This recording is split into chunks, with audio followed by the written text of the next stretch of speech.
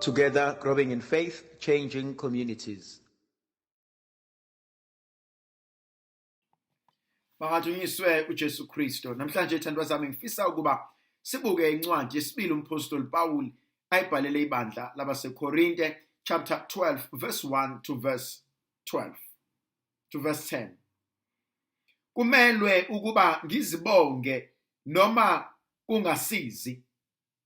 Kepha sengiza kuphatha imibono nezambulo zeNkosi. Ngiyamazi umuntu ekuKristo. Sekuyiminyaka 14 nakuba wayesemzimbeni angazi. Nakuba wayengaphandle komzimba angazi. nguNkulunkulu owaziyo. Onjalo wahlwithwa wayiswa kwelesithathu izulu. Yebo, ngiyamazi umuntu onjalo. Nakuba wayesemzimbeni nakuba wayengekho emzimbeni angazi. nguNkulunkulu owaziyo. Ukuthi wahlwithwa wayiswa eParadise. Wezwa amazwi angakhulumekiyo ongavunyelwe ukuba umuntu awakhulume. Ngokunjalo ngizakuzibonga kepha ngami uqobo. Angizukubonga kuphela ngobuthakathaka bami. Ngokuba noma bengingathanda ukuzibonga bengeke ngikwazi ngoba ubula lobo. Ngokuba bengizakube ngikhuluma iqiniso. Kepha ngiyayeka funa umuntu acabange ngami ongaphezulu kwalokhu angibona ngiyikho nakuzwayo kimina. Ngalakho-ke ukuze ngingaziphakamisi kakhulu ngobukhulu bezambulo nganikezwa iva enyameni. Nganikwa ingelosi kaNkulunkulu, ingelosi kaSathane ukuba ingimukele ukuze ngingaziphakamisi. Ngayo ke nganxusa iNkosi kathathu ukuba isuse kimi. Yathi kodwa iNkosi umusa wami ukwanele, ngokuba amandla ami apheleliswa ebuthakathakeni bakho.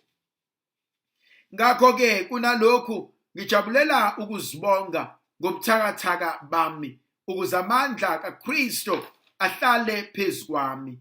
Ngakho-ke ngenamile ebuthakathakeni nasekuphathweni kabi nasekusweleni kanye nasekuzingelweni kanye nasecindezelweni.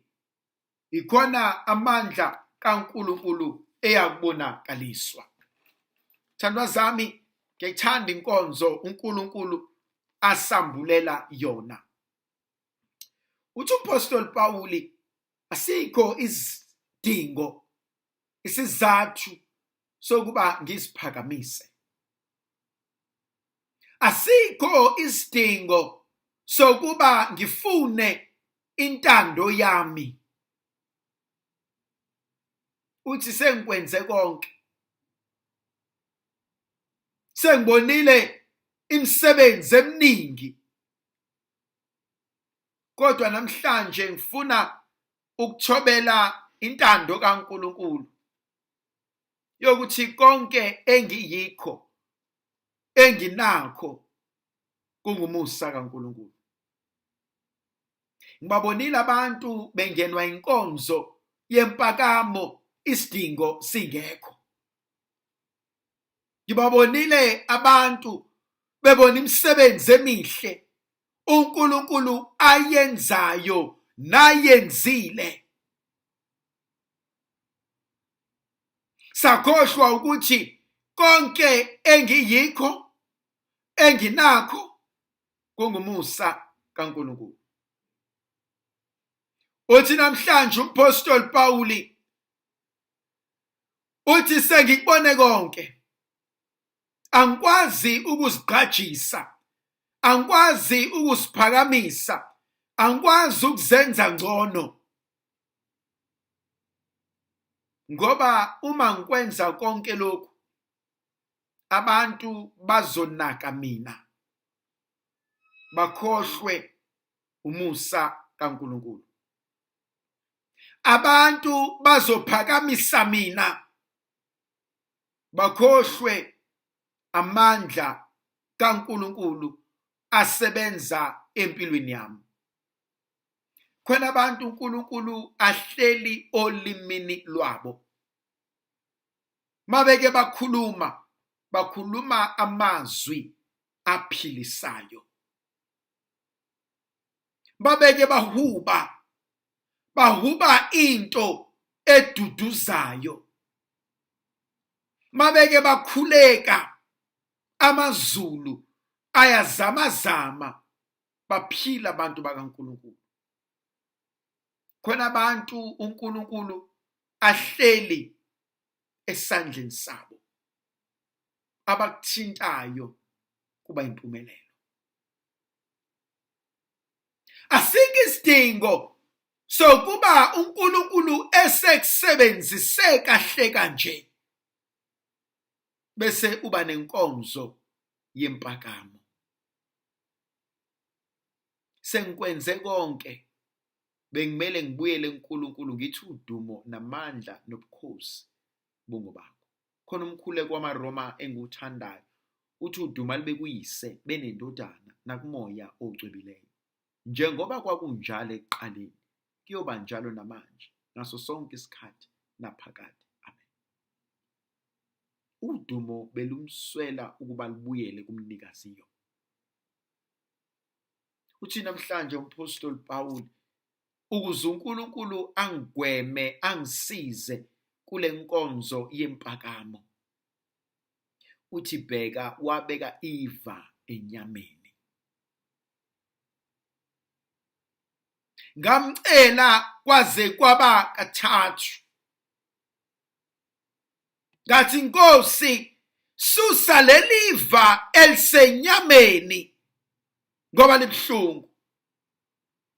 Nkosi, susa lokhu okwenzeka kimi ngoba kuyangikhathaza. Uthi Apostle Paul, ngacela kwaze kwaba kathathu, kodwa uNkulunkulu uphendula uPauli athi, Pauli, igrasiya lami likwanele. Wethandwa zami, waya kuNkulunkulu, wacela kuNkulunkulu, kodwa athi uNkulunkulu no. Wake wayi-applyela imisebenzi, baqashwa ngapha nangapha, athi uNkulunkulu no. Wake wagida eklasini elilodwa ungaphasi, athi uNkulunkulu no. Wabanjwa imodule eyodwa bese uyaqeda, athi uNkulunkulu no. Uqhubeka kanjani ukholwe uNkulunkulu who has said no to you?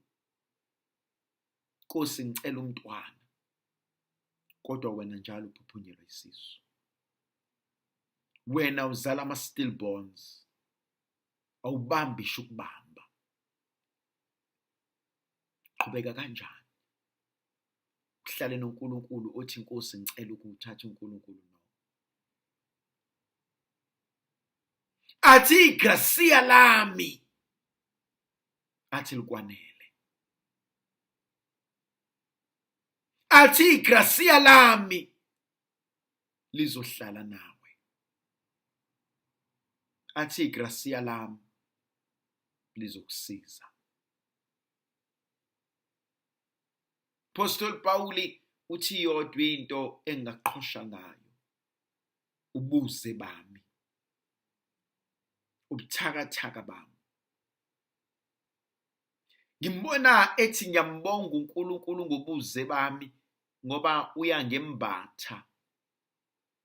Uthi uJesu evangelini likaLukas uthi, Baba, susa lesitsha emehlweni ami.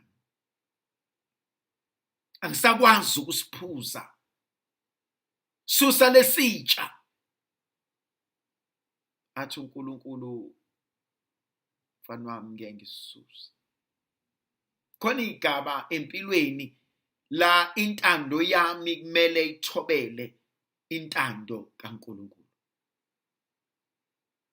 la kunezinto ezizokwenzeka engimele ngithobe ngithi Nkosi igracia lakho linganele. Ndlovukazi yezulu ayibe nathi sibusise sivikele isikhanyisele igama likaYise benendodana nomoya ocwebileyo.